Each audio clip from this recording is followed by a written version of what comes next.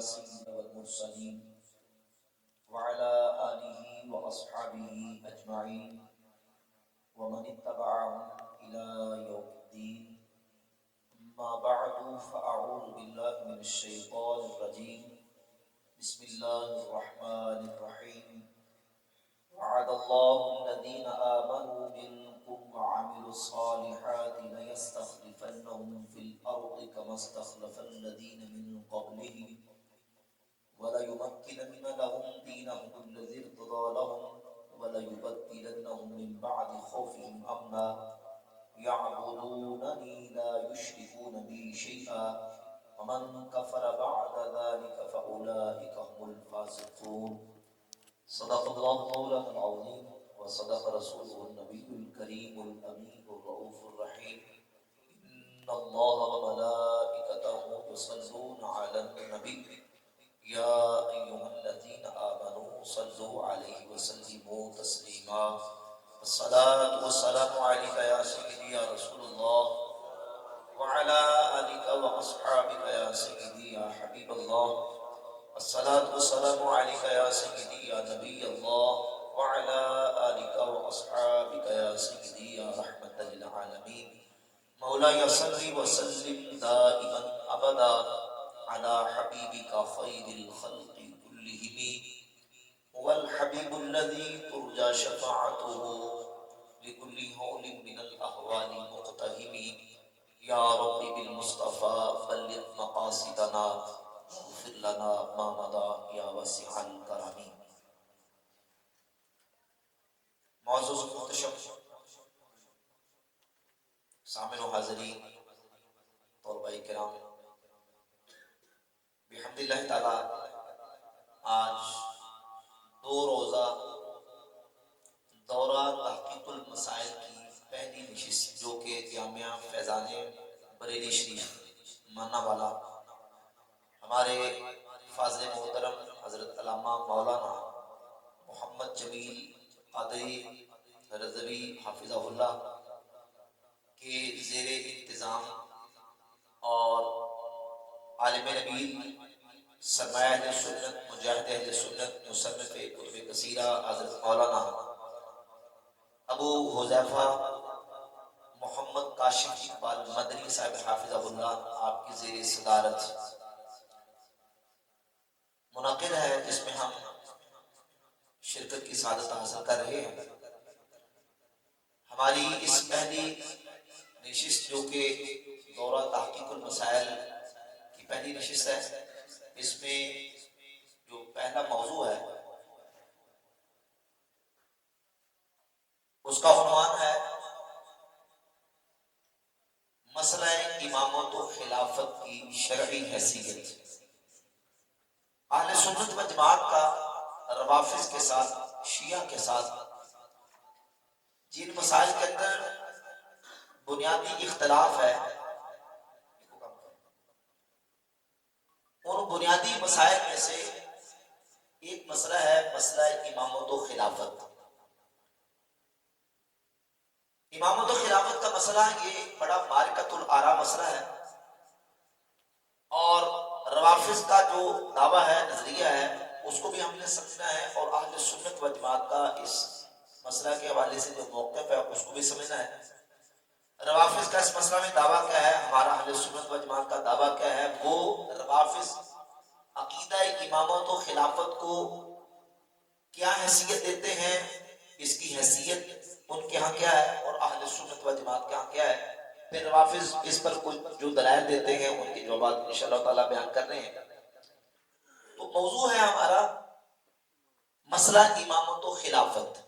روافض اور اہل سنت کے مابین یہ مسئلہ معرکۃ الآراء مسئلہ ہے. یہ ذہن نشین رہے کہ روافض کے ہاں اصول دین 5 ہیں. کتنے؟ 5. ہمارے اہل سنت و جماعت کے نزدیک اصول دین 3 ہیں. روافض کے ہاں اصول دین 5 ہیں: توحید، رسالت، آخرت، امامت اور عدالت. یہ 5 اصول دین ہیں. اور اہل سنت و جماعت کے نزدیک 3 اصول دین ہیں: توحید ہے، رسالت ہے اور آخرت ہے. ان کے عقیدے کے مطابق یہ 5 اصول دین ہیں، ان میں سے کسی ایک کا منکر بھی وہ کافر دائرہ اسلام سے خارج ہے۔ اب چونکہ ان کے ہاں امامت بھی اصول دین کا مسئلہ ہے اور امامت کا منکر کافر دائرہ اسلام سے خارج ہے، جب وہ امامت کو اصول دین میں شمار کرتے ہیں جیسے توحید، رسالت اور آخرت، ایسے ہی امامت کو وہ اصول دین میں سے شمار کرتے ہیں، تو وہ اپنے اس دعویٰ پر اس درجے کی دلیل پیش کریں گے جس درجے کی دلیل سے اصول دین ثابت ہوتے ہیں۔ توحید، رسالت اور آخرت کے حوالے سے جس طرح دلائل دیے جاتے ہیں، امامت کے مسئلہ پر وہ انہی دلائل اور اسی درجے کے دلائل دینے کے پابند ہوں گے۔ چونکہ ہم امامت کو اصول دین میں سے شمار نہیں کرتے، بلکہ امامت ہمارے اہل سنت و جماعت کے نزدیک یہ فروعی مسئلہ ہے، شورعی مسئلہ ہے، یہ اصول دین میں سے نہیں ہے۔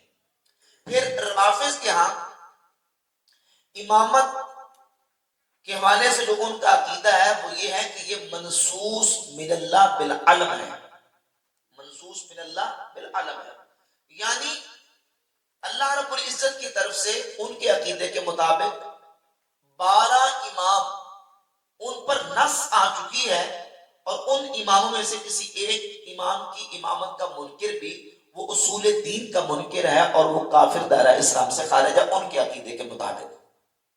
جب وہ امامت کو اصول دین میں سے مانتے ہیں، منصوص من اللہ بالعلم مانتے ہیں، تو پھر ہم ان سے اسی درجے کی دلیل کا تقاضا کریں گے جس درجے کی دلیل سے اصول دین ثابت ہوتے ہیں، اور پھر وہ ثابت کرنے کے لیے ایسی نص بیان کریں گے جس نص کے اندر ان 12 اماموں کا نام لے کے ذکر کیا گیا ہو۔ ٹھیک ہو گیا؟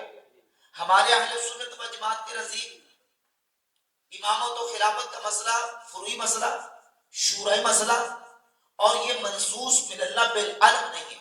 ہاں، قرآن مجید کی سورۃ النور کی آیت پر 55 میں جو میں نے آیت تلاوت کی ہے، اللہ رب العزت نے اوصاف بیان کیے ہیں، خلفاء کے جو خلیفہ ہوگا اس کے اوصاف بیان کیے گئے ہیں کہ جو ان اوصاف کا حامل ہوگا اللہ رب العزت اسے خلافت عطا فرمائے گا، اور فرمایا وعد اللہ الذین آمنوا منکم وعملوا الصالحات، کہ اللہ نے وعدہ فرما لیا اور اللہ نے وعدہ کیا تم میں سے جو ایمان لائے اور نیک اعمال کیے، لَيَسْتَخْلِفَنَّهُمْ فِي الْأَرْضِ كَمَا اسْتَخْلَفَ الَّذِينَ مِنْ قَبْلِهِمْ، کہ ضرور پر ضرور وہ انہیں زمین میں خلافت دے گا، انہیں اپنا خلیفہ بنائے گا، جیسے کہ ان سے پہلے لوگوں کو خلیفہ بنایا، جیسے ان سے پہلے لوگوں کو اللہ نے خلیفہ بنایا جو لوگ ایمان لائے اور نیک اعمال کیے، اللہ رب العزت کا وعدہ ہے کہ ان کو بھی خلیفہ زمین میں بنائے گا۔ تو یہاں اوصاف بیان کیے گئے کہ جو ایمان لائے اور انہوں نے نیک اعمال کیے، ایمان لانے والا اور نیک اعمال کرنے والا یہ جو ان اوصاف کا حامل ہے، اللہ رب العزت انہیں خلافت عطا فرمائے گا۔ تو خلیفہ کا منصوص من اللہ بالعلم ہونا نہ تو قرآن و سنت سے اس کا ثبوت ہے اور نہ شیعہ اپنے اس موقع پر کوئی دلیل رکھتے ہیں منصوص من اللہ بالعلم کی، یہ منصوص بالوصف ہے، یعنی یہاں خلیفہ کے اوصاف بیان کیے گئے ہیں، نامینیٹ کسی کا نام لے کے یہاں ذکر نہیں کیا گیا۔ اور ایک اور فرق یہ بھی ساتھ سمجھ لیں کہ جب ہماری روافض کے ساتھ مسئلہ امامت و خلافت پہ بات ہوتی ہے یا ان کے ساتھ ہمارا جو نظریہ اس کا اختلاف ہے، تو اس میں جو بنیادی پوائنٹ ہے وہ یہ ہے کہ روافض کے ہاں ڈسٹربنگ نہیں ہونی چاہیے، ڈسٹربنگ ہوتی ہے تو گفتگو کرنے میں دقت ہوتی ہے، بڑا بالکل آپ نے توجہ کے ساتھ بات کو سننا ہے اور سمجھنے کی کوشش کرنی ہے۔ دائیں بائیں سے بندہ آتا بھی تو آپ میری طرف دیکھیں، میں آپ سے وہاں پہ گفتگو ہوں، آپ دوسروں کی طرف متوجہ نہ ہوں۔ روافض کے ہاں چونکہ جو درجہ ہے اس مسئلہ کا، ہم ان سے اسی درجے کی دلیل کا تقاضا کریں گے، مطالبہ کریں گے۔ اب ہمارا اہل سنت و جماعت کا یہ اس مسئلہ میں موقف یہ ہے کہ الحمد سے لے کر والناس تک پورے قرآن مجید کے اندر نبوت کے علاوہ کسی آسمانی امامت کا تذکرہ نہیں کیا گیا۔ نبوت کے پورے نبوت کے علاوہ آسمانی امامت کوئی اور ہو جس کا قرآن مجید کے اندر تذکرہ کیا گیا ہو، کوئی تو تذکرہ موجود نہیں۔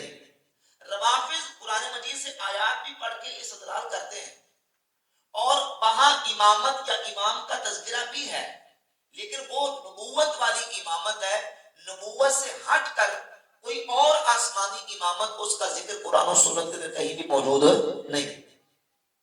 لہذا رافضی جب اس مسئلہ پر دلیل دے گا، ایک تو ان کے ساتھ ہمارا اختلاف خلیفت اللہ کے حوالے سے نہیں ہے، ہمارا اختلاف ہے خلیفت الرسول کے حوالے سے، اور اس پر دلیل یہ ہے کہ جب روافض اپنی اذان پڑھتے ہیں تو اس میں یہ جملہ بولتے ہیں، پیچھے اشہد ان امیر المؤمنین امام المتقین علی ولی اللہ وصی رسول اللہ وخلیفتہ بلا فصل، وصی رسول اللہ کہ مولا علی کو رسول اللہ کا وصی قرار دیتے ہیں، وخلیفتہ بلا فصل۔ اب یہ جو ہو ضمیر ہے یہ کس کی طرف راجع ہے؟ رسول کی طرف۔ کس کی طرف؟ خلیفتہ بلا فصل، یعنی خلیفۃ الرسول بلا فصل۔ تو وہ مولا علی رضی اللہ تعالیٰ عنہ کو رسول اللہ صلی اللہ علیہ وآلہ وسلم کا خلیفہ بلا فصل مانتے ہیں۔ جب اپنے دعویٰ پر وہ دلیل بیان کریں گے تو وہ دلیل بیان کریں گے جس سے مولا علی کا رسول اللہ صلی اللہ علیہ وآلہ وسلم کا خلیفہ بلا فصل ہونا ثابت ہو۔ اگر وہ دلائل بیان کریں کہ جس میں وہ قرآن مجید کے اندر انبیاء کی امامت کا تذکرہ ہو اور نبوت والی امامت کا ذکر ہو، اور وہ اس سے یہ ثابت کریں کہ دیکھیں یہاں امامت کا تذکرہ ہے اور ابراہیم علیہ السلام کی اولاد میں سے امامت جاری ہے، اور مولا علی جو ہے وہ انہی کی اولاد سے ہیں، لہذا یہ بھی بھائی وہاں جو ذکر ہو رہا ہے وہاں نبوت والی امامت کا تذکرہ ہے، نبوت کے علاوہ کوئی دوسری امامت جو ہے اس کا تذکرہ قرآن و سنت کے اندر موجود ہے نہیں۔ اور پھر مولا علی رضی اللہ تعالیٰ عنہ کو تم خلیفۃ الرسول بلا فصل مانتے ہو، تم نے قرآن و سنت سے وہ دلائل بیان کرنے ہیں جس سے مولا علی کا خلیفۃ الرسول بلا فصل ہونا ثابت ہے۔ بھائی سمجھ آ رہی ہے تمہیدی باتیں؟ پھر ایک اور اس سلسلے میں تمہیدی جو بات ہے وہ یہ ہے کہ خلیفہ اور نائب کی دو قسمیں ہیں، یوں کہہ لیں کہ نیابت کی دو قسمیں ہیں، ایک ہے نیابت کلی مطلق اور دوسرا ہے نیابت جزئی مقید۔ نیابت کلی مطلق اور نیابت جزئی مقید۔ نیابت کلی مطلق کا مطلب یہ ہے کہ تمام چیزوں کے اندر علی الاطلاق کسی کا رسول اللہ صلی اللہ علیہ وآلہ وسلم کا نائب اور خلیفہ ہونا، اور ایک ہے نیابت جزئی مقید کہ کسی خاص شعبے کے اندر کسی محدود وقت کے لیے نبی پاک صلی اللہ علیہ وآلہ وسلم کسی کو اپنا جانشین اور اپنا نائب مقرر کر دیں، یہ ہے نیابت جزئی مقید۔ ٹھیک ہو گیا؟ ہمارا جو روافض کے ساتھ اختلاف ہے وہ نیابت جزئی مقید پر نہیں ہے بلکہ نیابت کلی مطلق پر ہے، کلی مطلق پر، یعنی کہ رسول اللہ صلی اللہ علیہ وآلہ وسلم کی ذات اقدس نے اپنی ظاہری حیات طیبہ میں کسی صحابی کو یا اہل بیت کے کسی فرد کو اپنا کلی مطلق نائب یا خلیفہ مقرر کیا ہو، قرآن و سنت کے اندر اس کا کوئی تذکرہ موجود نہیں ہے۔ اور روافض کلی مطلق ہی کا دعویٰ کرتے ہیں کہ سیدنا مولا علی رضی اللہ تعالیٰ عنہ وہ رسول اللہ صلی اللہ علیہ وآلہ وسلم کے خلیفہ بلا فصل ہیں۔ نیابت کلی مطلق کے اعتبار سے جب وہ یہ دعویٰ کرتے ہیں تو دلیل بھی وہی پیش کریں گے جو ان کے دعوے کو تام ہو اور جس دلیل سے ان کا مکمل دعویٰ ثابت ہوتا ہو، جس میں مولا علی کے لیے خلیفۃ الرسول بلا فصل والی وہ خلافت، وہ کلی مطلق والی وہ ثابت ہوتی ہو، لیکن قیامت کے صبح تک قرآن و سنت سے روافض اپنے اس دعویٰ پر دلیل پیش نہیں کر سکتے۔ تمیدی باتیں سمجھ آ گئی؟ کتنی باتیں ہوئی؟ سب سے پہلے ایک پوائنٹ یہ ہوا کہ جو خلافت اور امامت ہے یہ روافض کے ہاں اصول دین کا مسئلہ ہے، اور ہمارے ہاں اصول دین کا نہیں. نمبر 2، ہاں ان کے ہاں خلافت و امامت 12 اماموں کے لیے منصوص من اللہ بالعلم ہے، اور ہمارے ہاں امامت کا مسئلہ منصوص من اللہ بالعلم نہیں ہے. ہاں منصوص بالاوصاف ہے کہ اوصاف بیان کر دیے گئے، جو ان اوصاف پہ پورا اترے گا اس کو مسلمانوں کا خلیفہ بنایا جائے گا. 2 گئے. تیسرا پوائنٹ،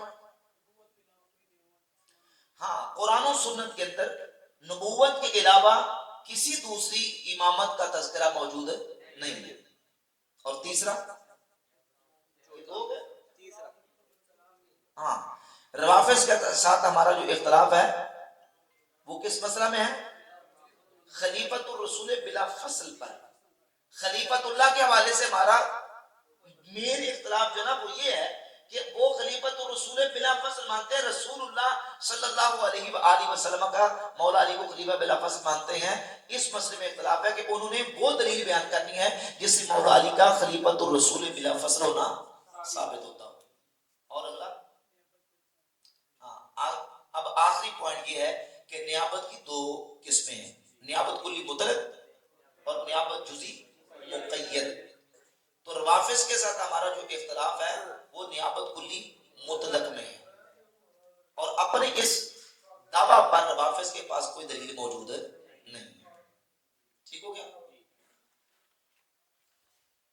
ہاں نبی پاک صلی اللہ علیہ وآلہ وسلم کے صحابہ کرام علیہ رضوان کو حضور نے مختلف مواقع پر نیابت جزئی مقید عطا فرمائی ہے. جیسے 9 ہجری کو نبی پاک صلی اللہ علیہ وآلہ وسلم نے حضرت ابوبکر صدیق رضی اللہ تعالی عنہ کو اپنا جانشین اور اپنا نائب بنا کے امیر الحاج مقرر فرمایا. 9 ہجری کو حضرت سیدنا صدیق اکبر رضی اللہ تعالی عنہ امیر الحاج بن کے مکہ المکرمہ پہنچے. یہ نیابت ہے. حضرت ابوبکر صدیق اللہ کے نبی علیہ السلام کے نائب تھے، لیکن جزئی مقید کے ساتھ کہ وہ امیر الحاج بن کے گئے، رسول اللہ کے نائب بن کر حاج کی نیابت کی ہے. ہر کام کی مطلقاً، اور جو نا وہ حضور علیہ الصلوۃ والسلام نے ان کو بغیر کسی جو نا وہ اوقات اور لمحات کے یا کسی وقت کے ان کو مطلقاً نہیں بنایا، بلکہ کسی ایک شعبے اور ایک فیلڈ کے اندر ان کو اپنا نائب مقرر فرما دیا. سیدنا عبداللہ ابن ام مکتوم رضی اللہ تعالیٰ عنہ کو جنگ تبوک پر جاتے ہوئے نبی پاک صلی اللہ علیہ وآلہ وسلم نے مسجد نبوی شریف کی امامت کے لیے منتخب فرمایا اور ان کو مقرر فرما دیا. اب یہ جو نیابت ہے یہ بھی نیابت جزئی مقید ہے. اس کے علاوہ بہت سارے ایسے واقعات اور ایسی روایات موجود ہیں کہ مختلف مواقع پر نبی پاک علیہ الصلوۃ والسلام نے اپنے مختلف صحابہ کو مقرر فرمایا، کسی شعبے کا کسی کو ہیڈ بنا دیا، کسی شعبے کا کسی کو ہیڈ بنا دیا. اور اسی طرح جو حدیث منزلت ہے جو کہ صحیح مسلم کے اندر اور بہت ساری اور احادیث کی کتابوں کے اندر حدیثیں موجود ہیں کہ نبی پاک صلی اللہ علیہ وآلہ وسلم نے غزوہ تبوک کے موقع پر سیدنا مولا علی رضی اللہ تعالی عنہ کو مدینہ شریف پیچھے چھوڑا، اور گھر کی عورتیں اور بچوں پر نبی پاک علیہ الصلوۃ والسلام نے ان کو اپنا نائب بنا کے مقرر فرما کے چھوڑ دیا. اب اس حدیث سے منزلت کو لے کر روافظ خلافت بلا فصل کا ثبوت پیش کرتے ہیں، کیونکہ حدیث کے اندر لفظ بھی خلیفہ کیا ہے کہ نبی پاک صلی اللہ علیہ وآلہ وسلم کی بارگاہ میں حضرت علی نے عرض کی، یا رسول اللہ اتخلفنی فی النساء والصبیان، آپ مجھے عورتوں اور بچوں پہ خلیفہ بنا کے چھوڑ کے جا رہے ہیں.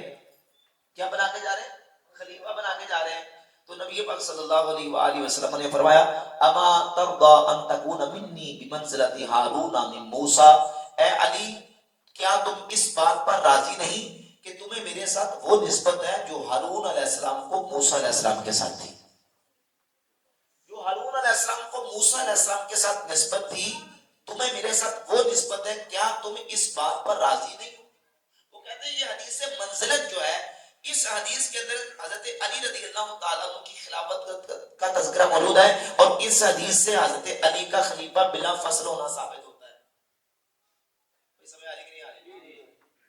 اب جب آپ نے پہلے مقدمہ طے کر لیا ہوگا، اصول و ضوابط اور شرائط پہلے طے کر لیے ہوں گے، تو پھر یہ جو مسئلہ ہے یہاں انشاءاللہ اللہ کے فضل و کرم سے حل ہو جائے گا. ہم کہیں گے بھائی ہمارا اختلاف جزئی مقید پر نہیں ہے، اختلاف کس پر ہے؟ کلی مطلق پر. اور خلیفت الرسول بلا فصل ہونے پر، نیابت کلی مطلق پر، اور پھر تمہارے نزدیک امامت جو ہے وہ اصول دین میں سے ہے، منصوص من اللہ بالعلم ہے. تم اپنے دعوے کے مطابق دلیل لے کے آؤ، نہ تو قرآن سے تم خلافت بلا فصل پر، نیابت کلی مطلق پر کوئی دلیل بیان کر سکے، اور نہ اپنے دعوے کے مطابق منصوص من اللہ بالعلم والی جو آپ کا جو دعویٰ ہے اس کے مطابق تمہارے پاس کوئی دلیل موجود ہے. یہ جو حدیث تم بیان کر رہے ہو، اس حدیث کے اندر تمہارے دعوے کی کوئی دلیل موجود نہیں ہے. اس کے اندر تو نیابت جزئی مقید کا تذکرہ ہے. وہ حدیث ہم مانتے ہیں حدیث صحیح ہے، اور ہم مانتے ہیں اس میں سیدنا علی رضی اللہ تعالیٰ کی فضیلت موجود ہے، لیکن خلافت بلا فصل ثابت ہے، نیابت کلی مطلق ثابت ہے. تو یہ دلیل، یہ روایت، یہ حدیث تمہارے دعوے کو مکمل پورا نہیں اترتی. کیونکہ اس حدیث کو اگر مکمل وضاحت کے ساتھ ہم روافض کی کتابوں سے بھی دیکھیں تو، اور اہل سنن کی کتابوں سے بھی دیکھیں تو اس کی تفصیلات آپ دیکھیں. یہاں نبی پاک صلی اللہ علیہ وآلہ وسلم نے جو سیدنا علی رضی اللہ تعالیٰ عنہ کو فرمایا انت منی بمنزلت ہارون بن موسیٰ، کہ اے علی تمہیں میرے ساتھ وہ نسبت ہے جو ہارون علیہ السلام کو موسیٰ علیہ السلام کے ساتھ تھی. نبی پاک علیہ السلام نے یہ جو مثال بیان فرمائی ہے، یہاں جو تشبیہ ہے وہ من کل الوجوہ نہیں ہے بلکہ من بعض الوجوہ ہے. تشبیہ کیا ہے؟ من بعض الوجوہ ہے. یعنی یہ نہیں کہ ہر اعتبار سے تمہیں وہ نسبت اور وہ تشبیہ اور وہ تمہاری مثال ہے جو ہارون علیہ السلام کی موسیٰ علیہ السلام کے ساتھ تھی، اور وہ عقلاً بھی نقلاً روایتاً درایتاً بھی دیکھیں تو بات نہیں بنتی. کیوں؟ کیونکہ حضرت ہارون علیہ السلام موسیٰ علیہ السلام کے حقیقی بھائی تھے. سیدنا علی نبی پاک علیہ السلام کے حقیقی بھائی نہیں بلکہ چچا کے بیٹے. ہارون علیہ السلام موسیٰ علیہ السلام سے عمر میں بڑے تھے، جبکہ حضرت مولا علی حضور سے چھوٹے ہیں. حضرت ہارون علیہ السلام موسیٰ علیہ السلام کی ظاہری حیات مبارکہ میں ہی وصال فرما کے تھے، اور ان کے موسیٰ علیہ السلام کے وصال کے بعد آپ کے خلیفہ اور جانشین اور خلیفہ بلا فصل وہ یوشع بن نون بنے، جبکہ نبی پاک صلی اللہ علیہ وآلہ وسلم کی ظاہری حیات طیبہ میں حضرت مولا علی موجود ہے، اور حضور کے وصال کے بعد بھی وہ زندہ موجود ہے. بات میں آ رہی ہے؟ جیسے ہارون علیہ السلام موسیٰ علیہ السلام کے جانشین بنے کب؟ جب موسیٰ علیہ السلام کوہ طور پہ اللہ رب العزت کے ساتھ ہم کلام ہونے کے لیے تشریف لے گئے. وہ 40 دن کے لیے ان کو مقرر فرمایا. جیسے موسیٰ علیہ السلام کوہ طور سے واپس آئے تو باقی سارے کا سارا نظام آ کے خود آپ نے سنبھالا. ایسے ہی یہاں جو تشبیہ دی جا رہی ہے وہ اس اعتبار سے ہے کہ جیسے ہارون علیہ السلام کو موسیٰ علیہ السلام کوہ طور پر جاتے ہوئے پیچھے چھوڑ گئے تھے، اے علی آج میں تبوک پہ جاتے ہوئے تمہیں پیچھے چھوڑ کے جا رہا. ٹھیک ہو گیا؟ ہارون علیہ السلام نبی تھے اور سیدنا مولا علی اللہ کے ولی ہیں. تو لہذا یہ سارا فرق موجود ہے. جب یہ سارا فرق موجود ہے تو یہاں جو تشبیہ ہے من کل الوجوہ نہیں ہے بلکہ من بعض الوجوہ، بعض وجوہات کے اعتبار سے نبی پاک صلی اللہ علیہ وآلہ وسلم نے یہاں تشبیہ دی ہے. اور اس حدیث کے اندر خلافت بلا فصل اور امامت جو کلی مطلق والی ہے وہ اس سے ثابت نہیں ہوتی. لہذا روافض کا جو دعویٰ ہے ان کے دعوے پر یہ دلیل تو تام نہیں ہے. پھر وہ کہتے ہیں کہ نبی پاک صلی اللہ علیہ وآلہ وسلم نے حضرت علی رضی اللہ تعالی عنہ کے لیے وصیت فرما دی تھی. وہ وصی رسول ہیں. رسول اللہ صلی اللہ علیہ وآلہ وسلم نے وصیت فرما دی تھی کہ میرے بعد تم علی کو اپنا خلیفہ اور میرا جانشین مقرر کر لینا.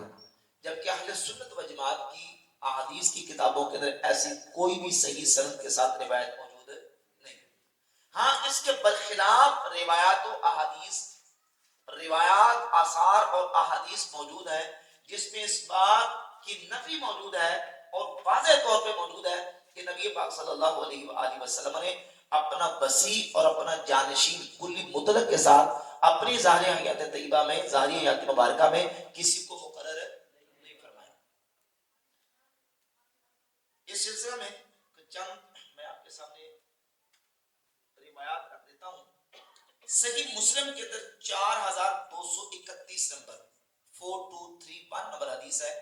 ام المومنین سیدتنا عائشہ صدیقہ رضی اللہ تعالی عنہ فرماتی ہیں کہ نبی پاک صلی اللہ علیہ وآلہ وسلم کا وصال اقدس جب ہوا تو حضور کا سر مبارک میرے سینے پر تھا۔ نبی کریم علیہ الصلوۃ والسلام نے کسی کے لیے بھی وصیت نہیں فرمائی۔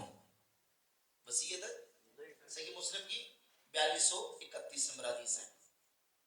اسی طرح حافظ ابن کثیر نے البدایہ والنہایہ کی جلد نمبر 5 صفحہ نمبر 270 پر سیدنا عمر بن خطاب فاروق اعظم رضی اللہ تعالی عنہ کا اثر بیان کیا کہ فاروق اعظم رضی اللہ تعالی عنہ کا موقف یہ ہے کہ اللہ کے رسول علیہ الصلوۃ والسلام نے کسی کے لیے وصیت نہیں فرمائی۔ مسند احمد ابن حنبل کی جلد نمبر 1 صفحہ نمبر 209 پہ 1081 نمبر حدیث ہے، اور امام حاسمی نے اس حدیث کے بارے میں مجموع الزوائد کی جلد نمبر 5 صفحہ 358 پہ لکھا رجالہ ثقات، اس کے رجال ثقہ ہیں، اور وہ حدیث یہ ہے کہ سیدنا مولا علی رضی اللہ تعالی عنہ سے عرض کی گئی فاستخلف علینا، کہ آپ کو ضربت لگ گئی ہے تو آپ ہمارے لیے کو اپنے بعد خلیفہ مقرر کر دیں، تو آپ نے فرمایا لا ولکن اترککم الی ما ترککم الیہ رسول اللہ صلی اللہ علیہ وآلہ وسلم، فرمایا کہ میں کوئی خلیفہ مقرر نہیں کروں گا، میں اپنا کوئی جانشین مقرر نہیں کروں گا، میں تمہیں ایسے ہی چھوڑوں گا جیسے کہ رسول اللہ صلی اللہ علیہ وآلہ وسلم چھوڑ کے گئے۔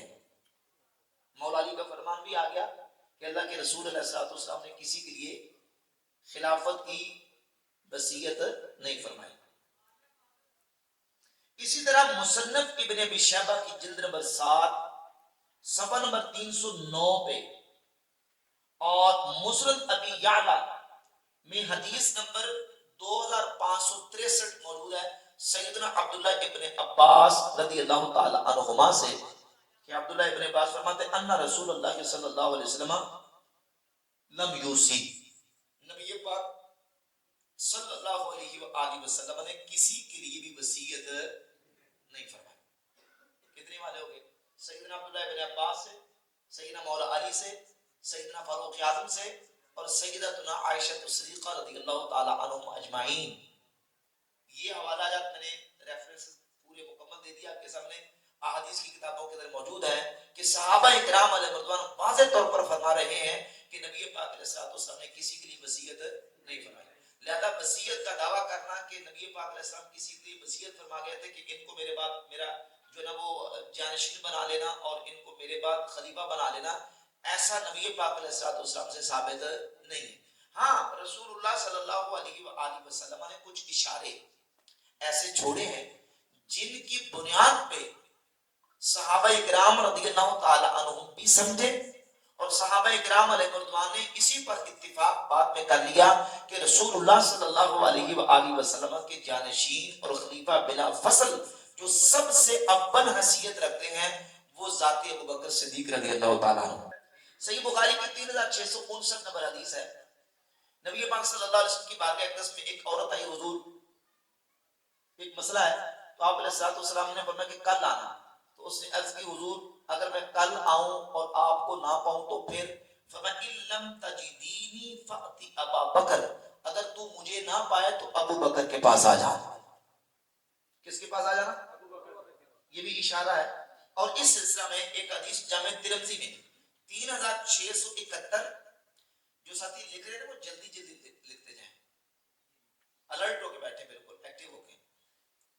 ترمذی 3671 نمبر اور سنن ابن ماجہ میں 97 نمبر حدیث ہے، اور المستدرک الصحیحین میں 4510 نمبر حدیث ہے۔ اور اس حدیث کو امام حاکم نے بھی صحیح کہا، امام ذہبی نے بھی تلخیص مستدرک میں صحیح کہا، امام سیوطی رحمۃ اللہ علیہ نے بھی صحیح کہا، اور عبد القادر ارناؤت نے بھی اس حدیث کو صحیح قرار دیا، اور وہ حدیث یہ ہے کہ نبی پاک صلی اللہ علیہ وآلہ وسلم نے فرمایا اقتدوا بالذین من بعدی ابی بکر و عمر، میرے بعد دو شخصوں کی پیروی کرنا، ان میں سے ایک ابو بکر ہے، دوسرے عمر ہے۔ تو یہ بھی نبی پاک علیہ السلام کا فرمان جو ہے وہ اس بات کی طرف اشارہ ہے۔ اس کے علاوہ صحیح مسلم کے اندر 6181 نمبر حدیث ہے، اور صحیح بخاری میں 7221، سیدتنا عائشہ صدیقہ ام المؤمنین رضی اللہ تعالیٰ عنہ فرماتی ہیں کہ نبی پاک صلی اللہ علیہ وآلہ وسلم جب اپنے مرض وصال میں تھے تو حضور نے مجھے حکم دیا ادعی لی اباکی و اخاکی حتی اکتب کتابا، اے عائشہ اپنے باپ کو اور اپنے بھائی کو بلا لو تاکہ میں ایک نوشتہ تیار کر دوں۔ اور یہی روایت حضرت عبد الرحمن بن ابی بکر کے حوالے سے بھی ہے، مسند احمد ابن حنبل کے اندر 23689، جلد 7 صفحہ 71 پہ مضمون ایک ہی ہے کہ اپنے باپ کو اور اپنے بھائی کو بلا لو تاکہ میں نوشتہ تیار کر دوں، تاکہ میں لکھوا دوں، کہیں کوئی اختلاف کرنے والا اختلاف نہ کرے۔ لیکن نبی پاک صلی اللہ علیہ وآلہ وسلم نے پھر منع کر دیا کہ فرمایا کہ رہنے دو، اللہ کی پناہ کہ کوئی مومن ابو بکر کے بارے میں اختلاف کرے۔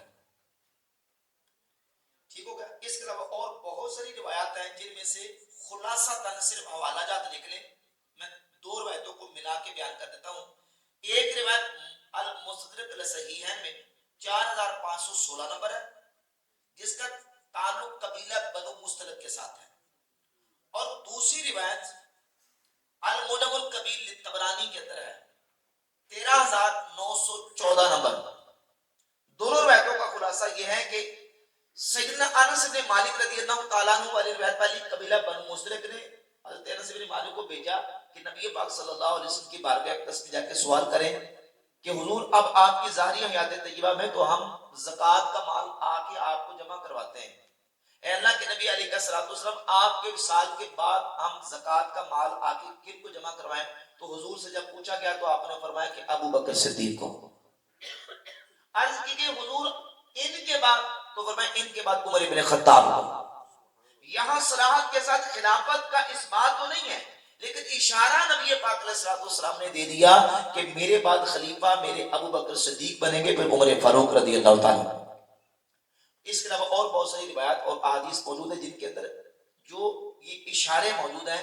البتہ جو ہمارا اہل سنت و جماعت کا دلائل کی روشنی میں نظریہ اور عقیدہ ہے وہ یہی ہے کہ نبی پاک صلی اللہ علیہ وآلہ وسلم نے اپنی ظاہری حیات طیبہ میں اپنا کسی کو جانشین اور خلیفہ بلا فصل اور نیابت کلی مطلق کے ساتھ کسی کو اپنا نائب مقرر نہیں فرمایا، نہ کسی کے لیے حضور علیہ الصلوۃ والسلام نے وصیت فرمائی۔ ٹھیک ہو گیا؟ اب چونکہ اس مسئلہ میں دعویٰ ہے روافض کا کہ وہ امامت کو اصول دین میں سے مانتے ہیں، منصوص من اللہ بالعلم مانتے ہیں، خلیفۃ الرسول بلا فصل مولا علی کو مانتے ہیں، اور نیابت کلی مطلق مانتے ہیں۔ بھائی جس عقیدے کے ساتھ یہ چیزیں آپ رکھتے ہیں نظریہ، آپ اسی درجے کی دلیل دینے کے پابند ہوں گے۔ اب اس سلسلہ میں جو وہ دلائل بیان کرتے ہیں ان میں سے سب سے پہلے وہ سورۃ المائدہ کی آیت نمبر 67 یہ لے کے آتے ہیں کہ اللہ رب العزت نے قرآن مجید فرقان حمید میں ارشاد فرمایا یا ایھا الرسول بلغ ما انزل الیک من ربک وان لم تفعل فما بلغت رسالتہ واللہ یعصمک من الناس ان اللہ لا یہدی القوم الکافرین۔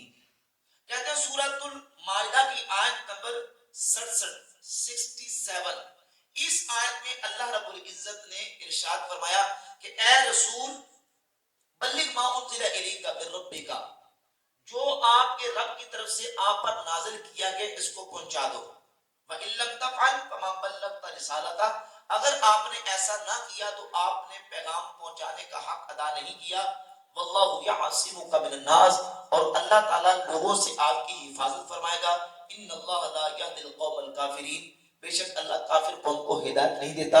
اس آیت میں اللہ رب العزت نے رسول اللہ صلی اللہ علیہ وآلہ وسلم کو حکم دیا کہ آپ پر جو نازل کیا گیا آپ کے رب کی طرف سے آپ پہنچا دیں. وہ کہتے ہیں یہ آیت قرآن مجید کی یہ غدیر خم کے موقع پر جب مولا علی کی ولایت کا اعلان ہونا تھا تو اللہ رب العزت نے اس موقع پر یہ آیت نازل کی. تو آیت کے نزول کے بعد نبی پاک صلی اللہ علیہ وآلہ وسلم نے پھر حضرت علی کا ہاتھ پکڑا اور ہاتھ پکڑ کے فرمایا من کنت مولا فہذا علی مولا, جس کا میں مولا ہوں اس کا علی مولا ہے. یعنی جس کا میں حاکم ہوں, جس کا میں آقا سردار ہوں, اس کا علی بھی حاکم آقا سردار اور مولا اس معنی میں ہونا چاہیے. تو یہ کہتے ہیں کہ اس آیت سے یہ ثابت ہوا کہ مولا علی کی خلافت کا یہاں اعلان کیا گیا ہے. یہ ان کا اس آیت سے سورۃ المائدہ کی آیت 67 سے استدلال ہے. جبکہ حقیقت یہ ہے کہ اہل سنت کی اور اہل تشیع کی دونوں کتابوں کے اندر یہ موجود ہے. اہل تشیع کی کتاب اصول کافی کے اندر موجود ہے. سیدنا امام محمد الباقر رضی اللہ تعالیٰ عنہ فرماتے ہیں کہ قرآن مجید کی یہ آیہ مبارکہ یا ایھا الرسول بلغ ما انزل الیک من ربک, یہ عرفات کے دن میں نازل ہوئی ہے. کب؟ عرفات کے دن. اب عرفہ کا جو دن ہے یہ کون سا ہے؟ 9 ذو الحجۃ الحرام. 9 ذو الحجۃ الحرام. عرفات میں یہ آیت نازل ہوئی 9 ذو الحجۃ الحرام کے دن, جبکہ غدیر خم کا جو واقعہ ہے وہ 17 ذو الحجہ کو پیش آیا. بات سمجھ آ رہی ہے؟ غدیر خم کا واقعہ کب پیش آیا؟ 17 ذو الحجہ کو. اور یہ عرفہ کا دن کون سا دن ہوتا ہے؟ 9 ذو الحجہ کو. تو یہ آیت مبارکہ 9 ذو الحجہ کو نازل ہوئی ہے جو کہ عرفہ کا دن ہے. واقعہ 17 کا جو غدیر خم کا بعد میں آ رہا ہے, اس آیت کا غدیر خم کے ساتھ کوئی تعلق نہیں. اس سلسلہ میں ایک روایت کو امام جلال الدین السیوطی رحمۃ اللہ علیہ کی تفسیر در منصور سے بیان کرتے ہیں. ابن مردویہ کے حوالے سے ایک روایت اس سلسلہ میں آئی ہے کہ یہ جو آیت ہے یہ مولا علی کی ولایت اور خلافت پہنچانے کے بارے میں نازل ہوئی. لیکن یہ یاد رکھیں اہل سنت و جماعت کے علماء اور اسلاف کی جو کتابیں ہیں ان کا منہج اور اسلوب مختلف ہوتا ہے. مخالف اگر کسی کتاب کے اندر کوئی چیز اہل سنت کے عقیدے کے خلاف دکھاتا ہے تو پہلے دیکھیں کہ وہ جو چیز بیان ہو رہی ہے بطور استدلال بیان ہوئی ہے کہ بطور روایت ہوئی ہے. بھائی بات سمجھ آ رہی ہے کہ صرف ایسے بیٹھے ہیں؟ ایک ہوتا ہے کسی چیز کو کتاب کے اندر ذکر کرنا بطور روایت, ایک ہوتا ہے بطور استدلال. محدثین اور مفسرین اپنی حدیث اور تفاسیر کی کتابوں کے اندر کچھ چیزیں وہ بیان کر دیتے ہیں, کچھ روایتیں لے آتے ہیں, کچھ آثار لے آتے ہیں. ہم نے دیکھنا ہوتا ہے کہ جس کتاب کے اندر وہ روایت اور اثر آیا اس کتاب کا اسلوب کیا ہے.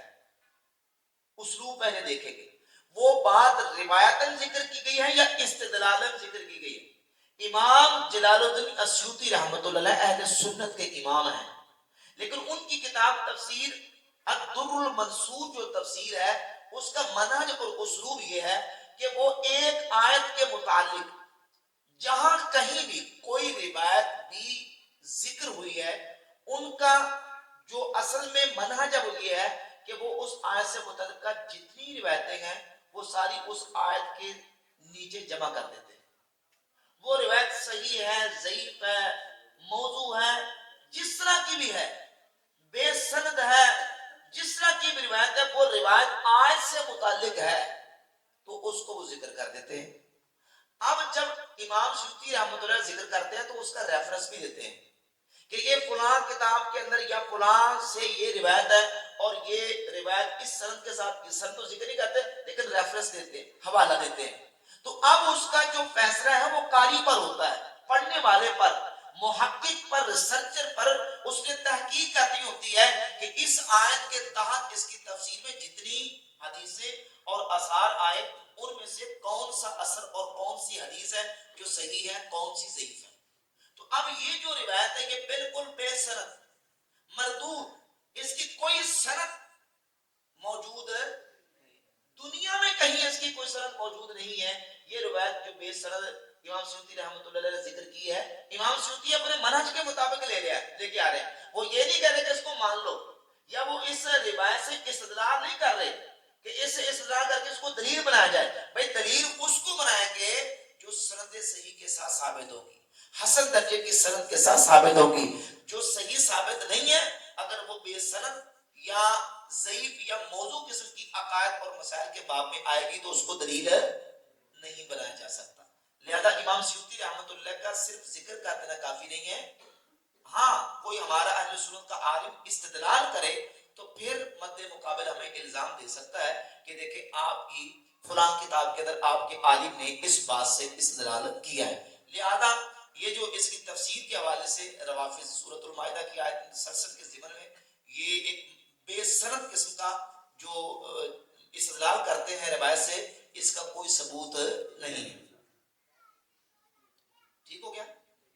باقی رہ گیا جو حدیث غدیر ہے، اس پر میں نے تفصیل کے ساتھ ایک مضمون بھی لکھا تھا، اگر کوئی ساتھی اس کی کاپی کروانا چاہے تو کروا سکتے ہیں. حدیث غدیر خم کی حقیقت اہل سنت و شیعہ کتب سے، یہ کچھ چند صفحے اس کے ہیں. یہ مکمل میں نے اس پر ایک مقالہ تحریر کیا ہے.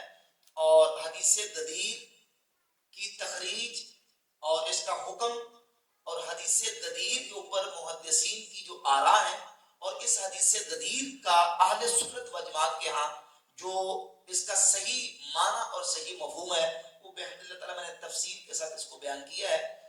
موقع ملا تو انشاءاللہ اس پر بھی گفتگو کریں گے. سر دست یہاں مختصر امامت و خلافت کے حوالے سے بات کر دوں کہ حدیث غدیر اس کا پس منظر مختصر یہ ہے کہ نبی پاک صلی اللہ علیہ وآلہ وسلم کہ چند صحابہ نے سیدنا مولا علی رضی اللہ تعالیٰ عنہ کے حوالے سے رسول پاک علیہ الصلوۃ والسلام کی بارگاہ اقدس میں شکایت کی کہ حضور مال غنیمت جو یمن سے لینے کے لیے حضرت علی کو آپ نے بھیجا تھا، حضرت علی رضی اللہ تعالیٰ عنہ نے مال غنیمت کے اندر کچھ تصرف کیا ہے، بس اتنا سمجھ تصرف کیا ہے.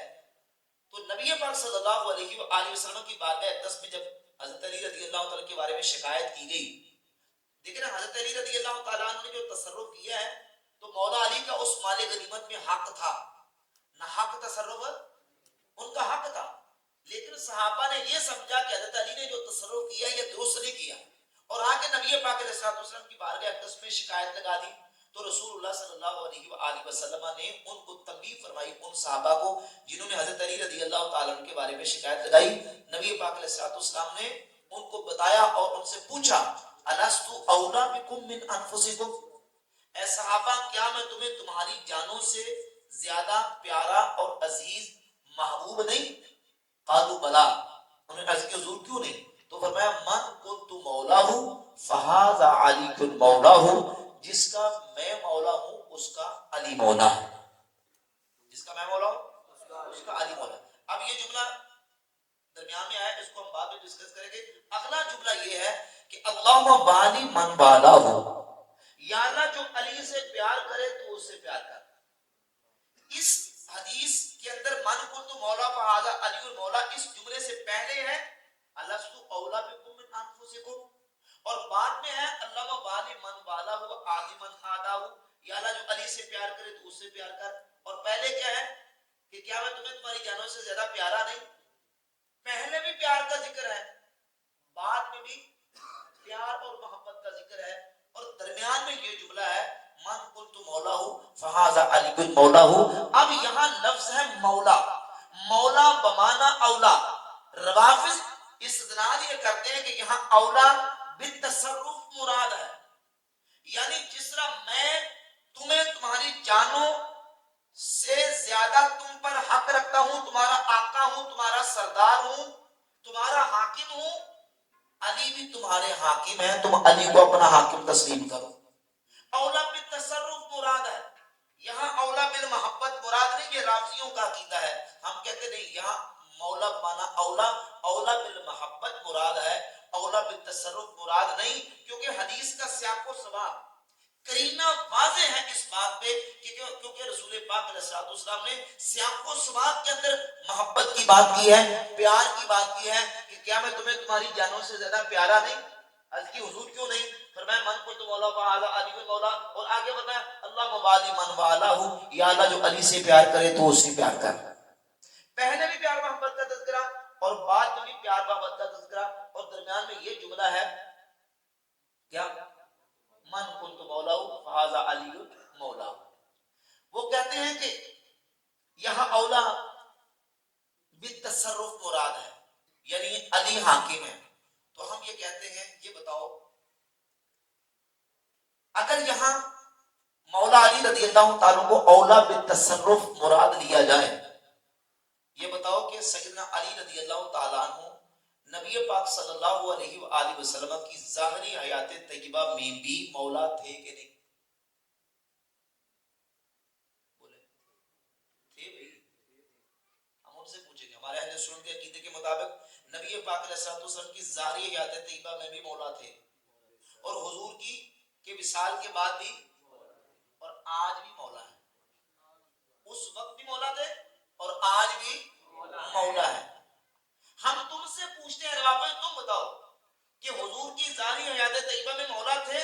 اگر تم یہ کہو کہ نہیں حضور کی ظاہری حیات طیبہ میں مولا نہیں تھے، بھائی نبی پاک علیہ الصلوۃ والسلام نے تو بات ہی اپنی حیات طیبہ کی ہے، اور ان صحابہ کو بتایا جنہوں نے شکایت لگائی تھی، اور بتا دیا کہ جیسے تم مجھے مولا مانتے ہو علی کو مولا مانو، یعنی جیسے مجھ سے محبت کرتے ہو علی سے محبت کرو۔ وہاں تو سمجھانا اور بتانا ہی یہ مقصود تھا۔ اگر یہ کہہ دیں کہ نعوذ باللہ حضور کی ظاہری حیات طیبہ میں مولا نہیں تھے، تو پھر تو حدیث کا مقصد ہی ختم ہو جاتا ہے۔ ہم کہتے ہیں ظاہری حیات طیبہ میں بھی مولا تھے اور اب بھی مولا ہے۔ جن معنوں میں حضور کی ظاہری حیات طیبہ میں مولا تھے، انہی معنوں میں آج مولا ہے۔ اگر یہ کہیں کہ حضور کی ظاہری حیات طیبہ میں مولا بمانا بالتصرف تھے، یعنی مانا یہ شیعہ کے نزدیک مانا یہ بنے گا، نتیجہ یہ نکلے گا کہ نبی پاک صلی اللہ علیہ وآلہ وسلم بھی اس وقت حاکم تھے، سردار تھے، سربراہ تھے، اور حضور کے ساتھ مولا علی بھی حاکم تھے۔ ہم کہتے ہیں ایک وقت میں دو حاکم جمع نہیں ہو سکتے، ایک وقت میں دو حاکم جمع، ہاں ایک وقت میں محبت ماں سے بھی ہو سکتی ہے، ہوتی ہے، باپ سے بھی ہوتی ہے، اولاد سے بھی ہوتی ہے، اور دیگر کئی اور رشتوں سے ایک وقت میں محبت ہوتی ہے۔ ہم کہتے ہیں ایک وقت میں صحابہ سے محبت بھی ہوگی، اہل بیت سے محبت بھی ہوگی، ایک وقت میں رسول اللہ سے محبت بھی ہوگی، مولا علی سے محبت بھی ہوگی۔ حضور کی ظاہری حیات طیبہ میں مولا علی مولا تھے اولا بالمحبت کے اعتبار سے، کیونکہ ایک وقت میں دو محبتیں چار شخصیات سے محبت جمع ہو سکتی ہے، لیکن ایک وقت میں دو حاکم جمع نہیں ہو سکتے۔ تو معلوم ہوا کہ مولا علی حضور کی ظاہری حیات طیبہ میں بھی مولا تھے۔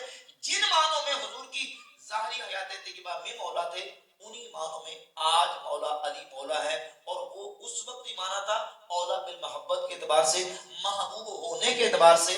من کنت مولا ہوں فہذا علی مولا ہوں، جس کا میں مولا ہوں اس کا علی مولا، جس کا میں محبوب ہوں اس کا علی محبوب ہے۔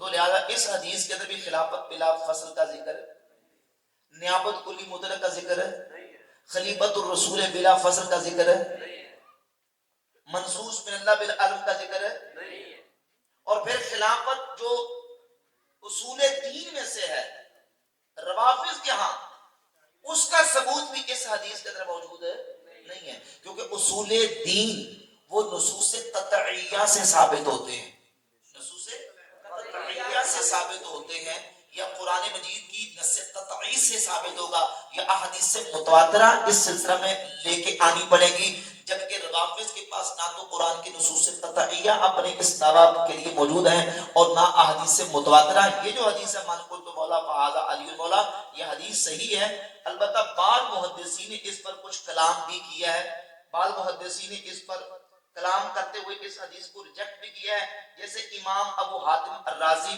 انہوں نے بھی اس حدیث کو تسلیم نہیں کیا، امام ابو داؤد ہیں، اور دیگر ابن حزم ظاہری، ابن الجوزی، دیگر نے بھی اس حدیث کے اوپر کلام کیا کہ من کنت مولا فہذا علی المولا، یہ حدیث صحیح نہیں ہے، لیکن جمہور کے نزدیک یہ حدیث صحیح ہے، درجہ صحت کو پہنچتی ہے، تعدد طرق کے ساتھ یہ حدیث مروی ہے، اور ہمارے اہل سنت کے ہاں ہم اس کو تسلیم کرتے ہیں، لیکن روافض والا معنی مراد نہیں لیتے، بلکہ جو معنی اس حدیث کے سیاق و سباق سے اور جو صحابہ جو اہل بیت نے سمجھا وہی معنی مراد لیتے ہیں۔ اور امام حسن بن حسن المثنی رضی اللہ تعالیٰ عنہ سے امام بہقی اپنی کتاب الاعتقاد کے اندر لکھی ہے، امام حسن بن حسن فرماتے ہیں کہ رسول اللہ صلی اللہ علیہ وآلہ وسلم فصیح اللسان تھے، اللہ کے رسول علیہ السلام نے اگر مولا علی کی خلافت بلا فصل کو یہاں غدیر خم کے موقع پر پہنچانا ہوتا، بیان کرنا ہوتا، تو نبی پاک علیہ السلام واضح صریح الفاظ میں فرما دیتے کہ اے لوگوں، میں نے علی کو تمہارا حاکم بنا دیا، لہذا علی کی اطاعت کرو، علی کی بات کو سنو۔ نبی پاک علیہ السلام نے یہ جو فرمایا من کو تو مولا فہذا علی المولا، اس میں خلافت کا تذکرہ موجود ہے نہیں ہے۔ لہذا بحمد اللہ تعالیٰ اہل سنت و جماعت کا عقیدہ اور نظریہ وہ دلائل پر مبنی ہے، اور کتاب و سنت سے اللہ کے فضل و کرم سے ہم اپنے عقائد اور نظریات کے اوپر دلائل رکھتے ہیں۔ روافض اپنے اس دعویٰ کو دلیل سے ثابت نہیں کر سکتے۔